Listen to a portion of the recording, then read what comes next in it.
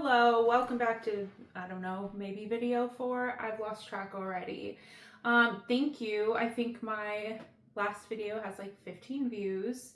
So thank you to all 15 of you who have watched it, or to all 2 of you who have watched it multiple times. I don't know. I don't look at those analytics. The thing is, I'm not doing this for like attention or views or whatever. I'm just trying to give helpful information out there because I think some people low-key, sneaky need it. This is a re-record. I have recorded this video before and somehow the file got corrupted. I wasn't able to edit it.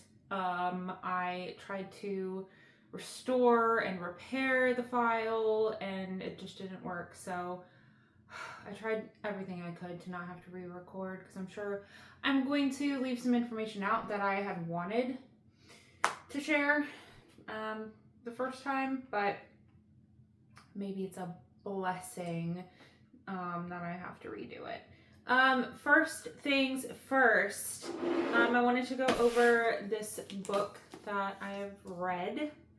I saw it at the bookstore and I was like, oh my god, this is everything I've been talking about. So I picked it up, I read it. Honestly, you don't really have to.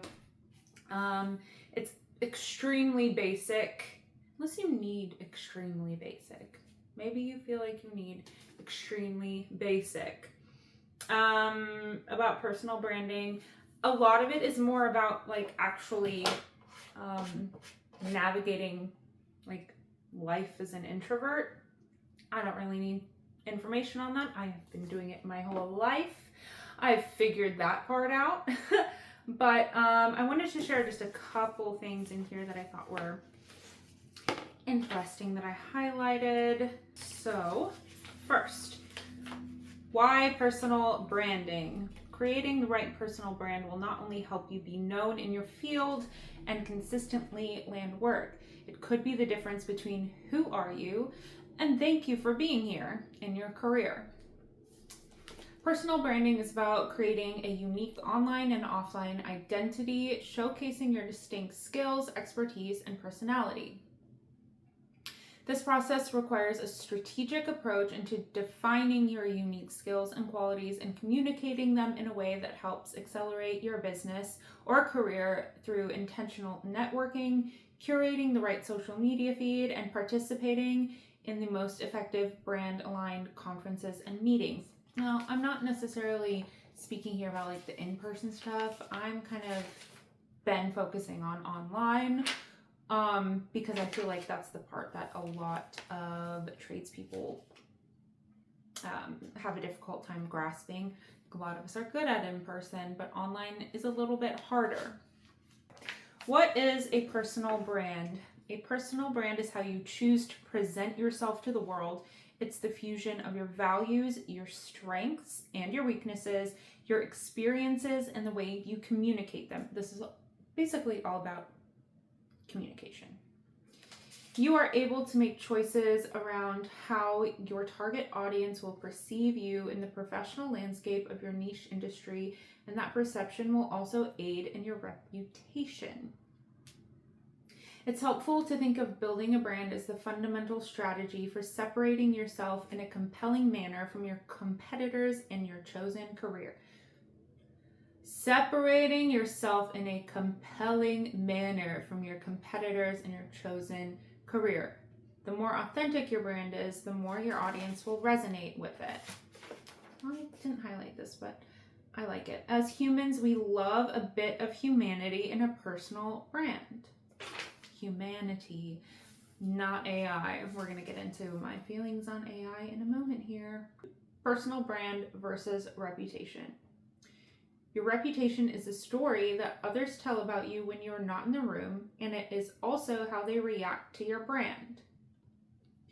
A personal brand is how you would like others to view you. Your reputation is how they really view you. As you can see, you can only control one of these two. However, if you have a strong personal brand, it can positively grow your reputation. A well-developed and respected personal brand will build your reputation as an expert in your field.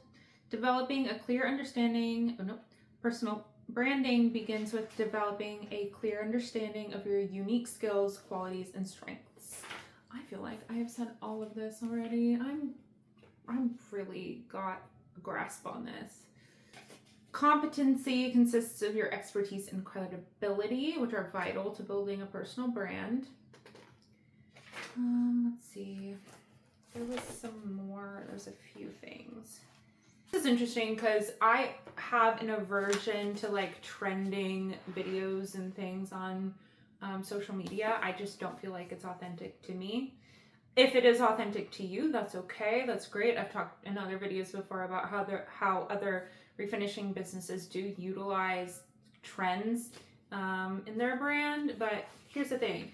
Another difficulty is the risk of inauthenticity. I've been repeatedly asked why I don't jump on popular trends or themes. That's okay. If you don't want to jump on a trend or theme, you don't have to. You can still have an authentic, engaging brand. I think honestly that's pretty much it. The rest kind of just helps you manage, like I said, your introversion, which I don't need help with. Okay, so hopefully that just reiterates for y'all some of the things I've said. If you want to go grab this book, I got it at Barnes & Noble. A lot of it is also about in-person, like networking meetings and speaking at conferences and things like that. Things I don't do mostly just because I simply don't have the time. Would love to in the future, but basically building a personal brand just means how the world views you authentically as an expert in your field. What I wanted to get into today was social media. And I'm actually kind of glad that I have to redo this because I do want to delve a little bit into the topic of how I feel about AI, social media marketing. I am not a fan of it. I'm just going to be extremely honest. Within the last week or so, I've just been very, I think the word I would use is confused about just the absolute proliferation of AI, like before and after pictures, like flyers and like infographics and even like videos on the process of refinishing that have been made with AI. And obviously, like, I'm not judging. I think I've said before that I think the reason most of y'all using AI for social media content and to like market your business is because it is easier than making real content, meaning you could just tippy tap, plug it in, tell it what to do, and it pulls something up. But the downsides are, it's not a good strategy for authenticity, for building trust with the consumer, and also like personal branding. So I have seen probably dozens of refinishers that now are using AI to kind of make flyers and make infographics, but all of them look exactly the same. Like, I don't know what account I'm looking at when I see them. This like kind of grainy look has been popular, but everyone's been doing it. It's like not brand specific. So this trend came out this week where you ask ChatGPT to create a caricature of you doing your job. I mean, things like that are cute and like fun are different, I think. Do I want to do them? Like I said, no, I don't love jumping on trends. I use AI if a client needs like a rendering of a before and after, but I'm never going to put that online as a before and after. People are smart. They can, at least right now, still tell what is AI and what is real. There's a lot of tells. It's something I can specifically see in a lot of like AI before and after bathtub refinishing photos is like the overflow drain will always look warped, and like the faucets and stuff will always look a little bit wonky. Also, if like you're doing like it's like an AI photo or video of a person spraying, the spray gun always looks insane, like not like a real spray gun at all. The masks always look wrong. We have a client who wants all of the like tile backsplash in her kitchen done, but she was having trouble visualizing what that was going to look like because right now the tile is all different colors. It's kind of chaotic looking, and she just wants to do a solid color. So we sent her a couple different like AI renderings of what it would look like in a couple different colors that would match or like complement the countertop. I think that I personally believe that is an appropriate use of AI. Anyway, my thoughts are you're doing it because it's easier, but it's inauthentic. It looks very generic. It doesn't build trust. And my thing that I've been saying, like my through line through all of these videos is like, look at your business through the consumer lens. When I am consuming something, if I see that a company's only content that they have to offer is AI, I do not trust that the real life product is good. I just don't. Because if it was, then they would have real life examples of that product. So I just asked AI, Google AI overview, what percentage of people prefer real ads over AI ads? A significant portion generally distrusts or dislikes AI generated ads, favoring the authenticity of human created content. Only 12% of US adults are likely to buy from brands using AI.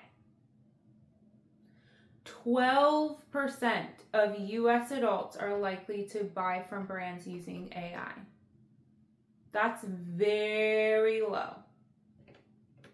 Human-generated ads outperform AI in engagement, with many viewing AI ads as annoying or boring.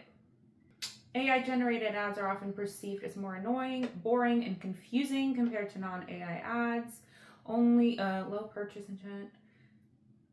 Only 12% of US adults are likely to buy a product if they know AI was used in its advertising.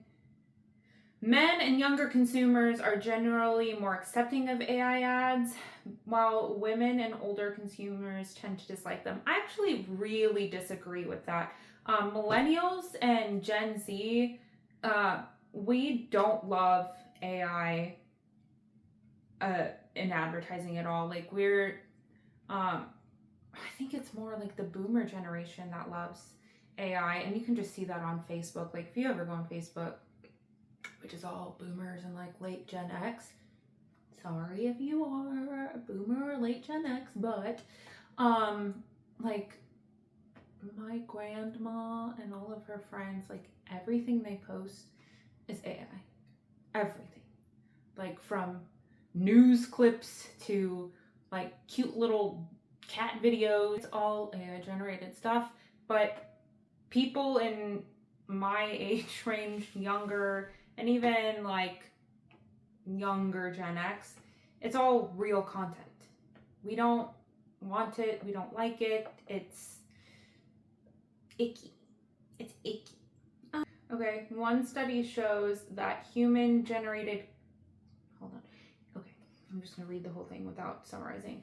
Human-generated creatives have been shown to outperform AI-generated ones, with one study showing 68.3% better performance. I mean, I honestly just think that speaks for itself. So there are like appropriate ways to use AI, but like I genuinely believe it's, and I'm not trying to call anyone specifically like a liar or disingenuous or distrustful, but like that's how I feel about a brand if I see them using AI, like especially in before and after pictures or process videos. So that leads me to like actually creating content. I think people try to make it too complicated. Like you want to make good content, so you don't know what that means. But like it just means real. It just means real content and just putting something out there. Like I find that just filming myself throughout the day, cutting all of that content, all of that video into like short snippets and making one little like 30-second video and throwing it up there, that does best for me. Like sometimes I can use voiceovers or descriptions, but honestly the videos I do that work best, I just throw some video that I took of myself working online, and that's what works the best. It gets people interested logistically how I do it. So I have a phone, which I'm actually recording on right now. A phone that I specifically use to record content all day. I do it on a phone versus like an actual camera because you can edit and everything right there. Edit, post immediately. You don't have to like upload it to the computer and edit and then do all of that. I tried that for a while. I bought like a really nice camera, but honestly, like it gets dirty. Phones are much easier to keep clean. It got dirty fast and it was just like a pain to upload, edit, just so much easier to do on the phone. Like honestly, if you don't even want to have service on that phone, you don't have to, as long as you connect to Wi-Fi sometimes. If you can record yourself all day, get home, click onto Wi-Fi, you can edit it and upload it from there. A phone with a good camera and good storage is essential, because if you're recording yourself all day long, that takes up a lot of storage.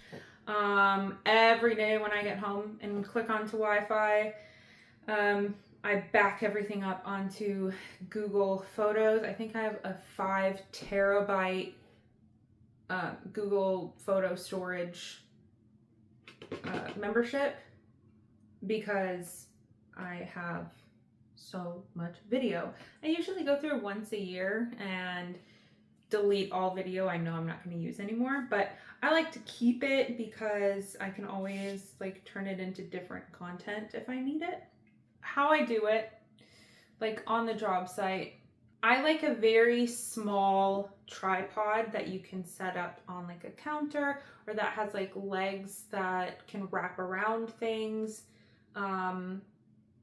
Smaller the better, especially because we're in very tight spaces all the time. Actually, what I use more is a roll of tape.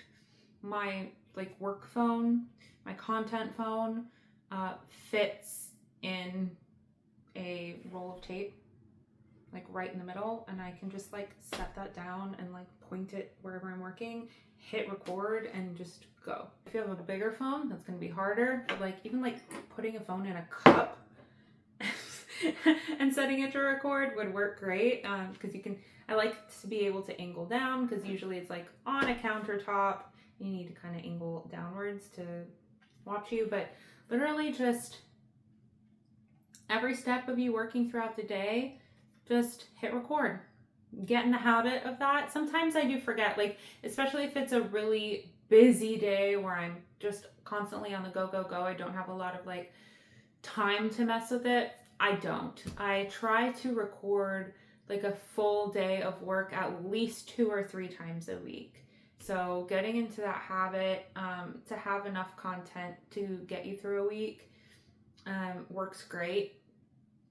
I don't post every day. I find that people tend to get content overwhelm. You want to post enough to like keep people interested, but not so much that they get fatigue. So I've kind of found that my sweet spot is 1 to 2 times a week posting a reel. I do post stories every day, or I try to every day. Again, if I'm just so busy I can't bother, I don't. But 1 to 2 stories, just kind of showing, hey, I'm working today.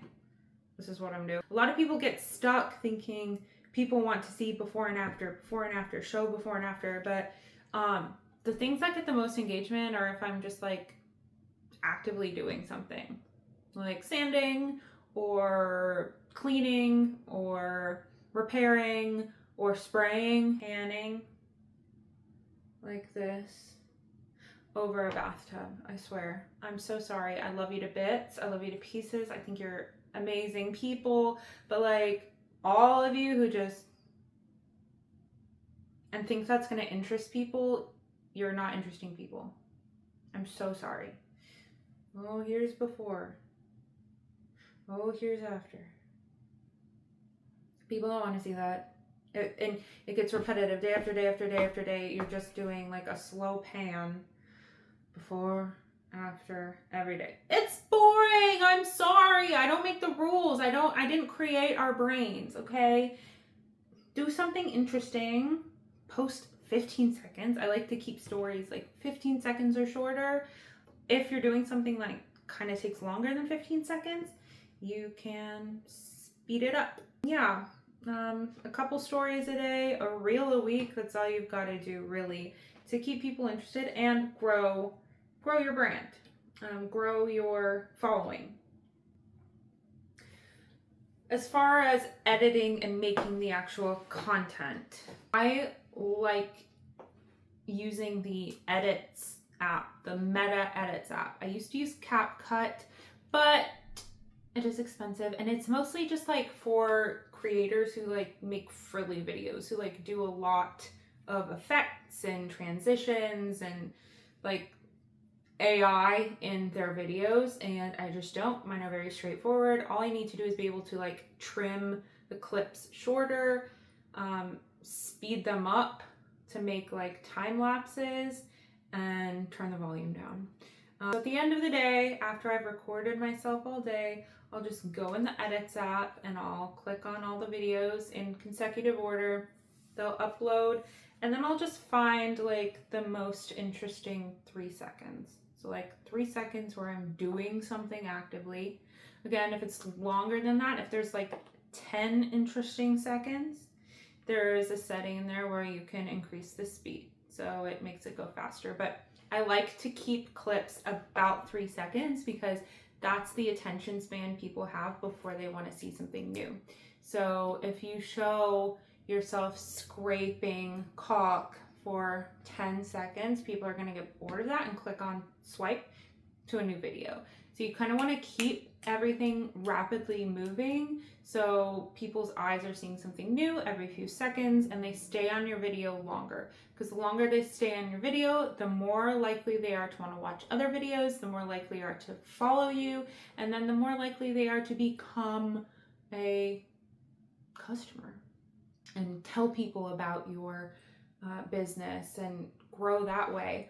One of the metrics Instagram uses to determine whether it pushes your video in the algorithm is if people watch longer than 3 seconds. So those first 3 seconds need to be engaging.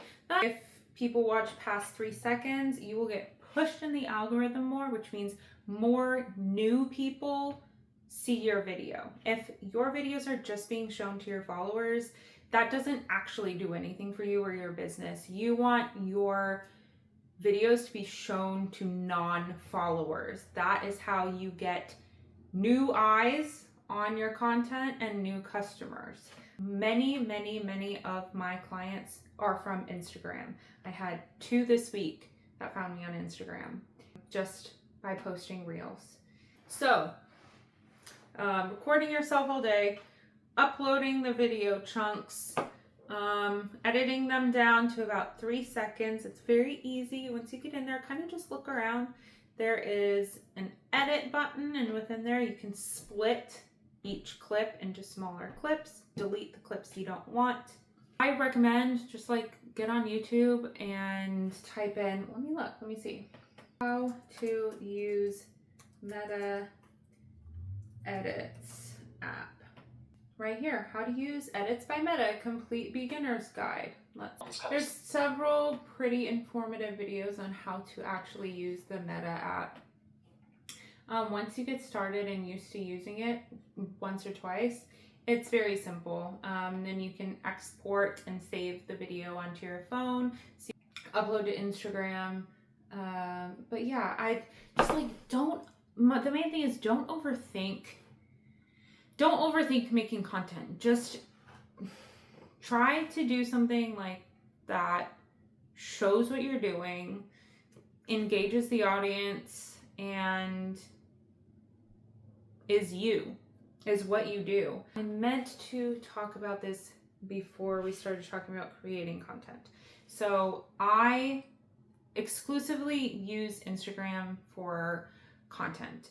Used to use Facebook primarily many years ago when that was the most popular platform for businesses.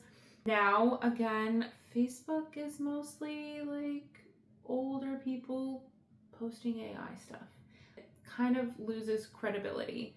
I've also had a lot of just negative things happen when using Facebook ads. Both Facebook and Instagram, you can boost your content to reach more people. You can also do separate ads, but boosting your content to reach more people is a really easy way. I had a lot of problems doing that on Facebook because it's an older user base. They tend not to understand that the things that they engage with get fed to them more. So if they like your ad, they'll start seeing your content more. And you have no idea how many messages I've gotten. They're like, stop showing me your stuff. I don't want to see your stuff anymore. And I've literally had to walk people through like how to block my page so that they stop seeing. I'm gonna write you a negative review for always making me look at your ads. Okay, let's figure this out together, how you never have to see my ad again. So there's a lot of that on Facebook. TikTok, I did for a while. I'm just gonna read this. TikTok is best for rapid brand awareness and going viral to a younger demographic. Conversely, Instagram excels at community building, brand trust, and conversions, making it better for long-term customer relationships. TikTok demands raw, entertaining video, while Instagram requires more polished, versatile content. TikTok for local businesses. Best for rapid reach, brand awareness, and reaching Gen Z/younger millennials. High potential for virality, higher engagement. Instagram. Best for building a loyal community, converting followers to customers, and for many, a slightly older demographic. Now, we want that slightly older demographic. So we kind of want that older demographic who's going to buy things from us. Sure, we can go viral, but what does that actually do for your business? Content strategy, aesthetic, curated content, including reels, stories, and carousel posts. Superior built-in e-commerce tools, direct messaging, and long-term sustainable growth. It is the long game. More consistent engagement. Key differences for local impact. TikTok leans younger. Instagram has a more diverse demographic. Instagram is generally better for converting followers into paying customers. TikTok requires higher, more consistent output, while Instagram permits a mix of content types, allowing for a more curated professional or aesthetic brand image. If you have limited resources, which I decided I do, I only have time for one platform to focus on. Pick based on your goal. Use TikTok for rapid awareness, e.g. a new restaurant, and Instagram for building a loyal, recurring, local customer base. If possible, use both, but treat them as separate platforms.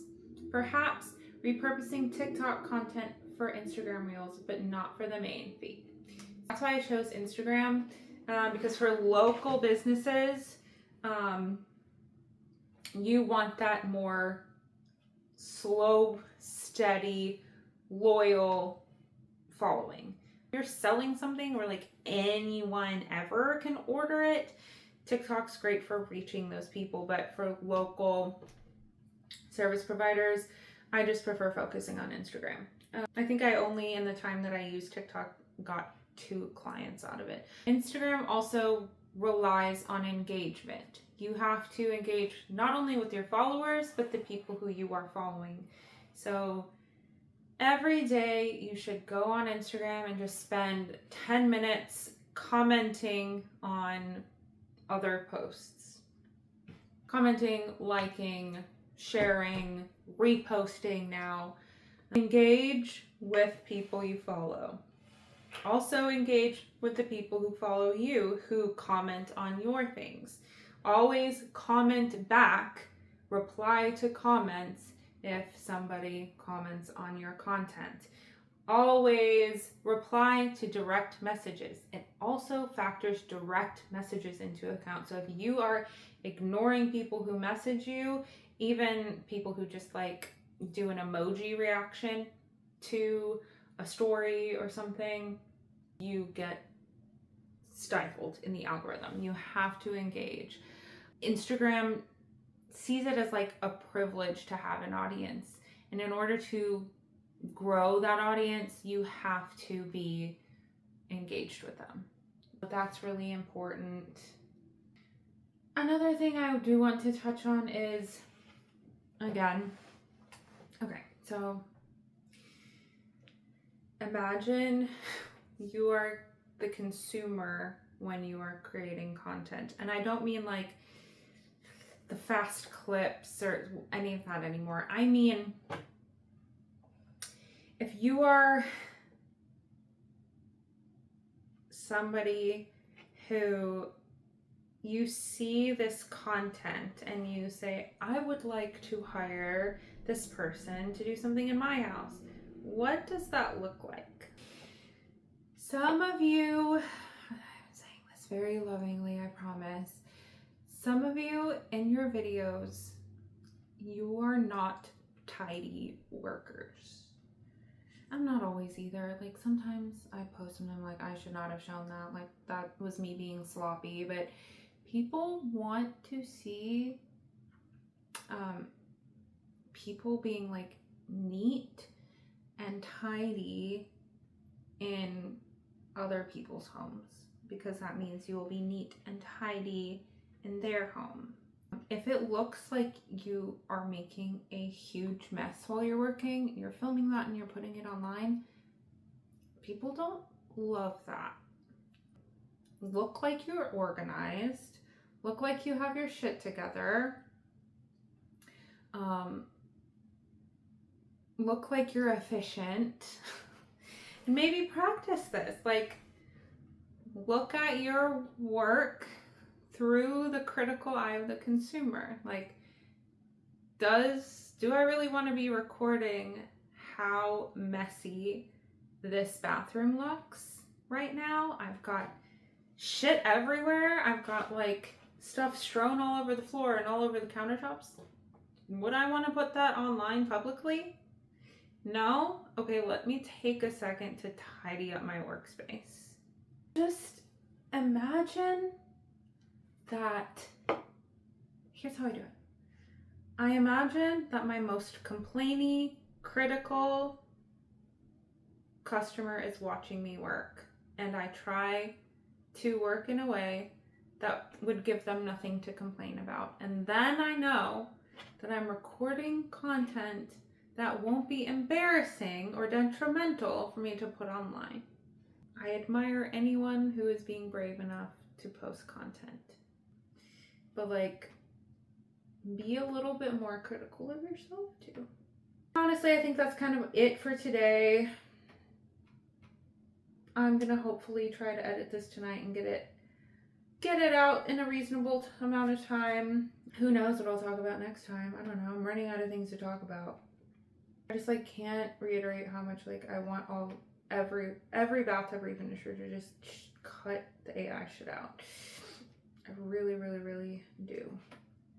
But also, like, if you don't, who am I to judge? My opinion doesn't matter. Anywhoots, well, love y'all to bits. See you next time.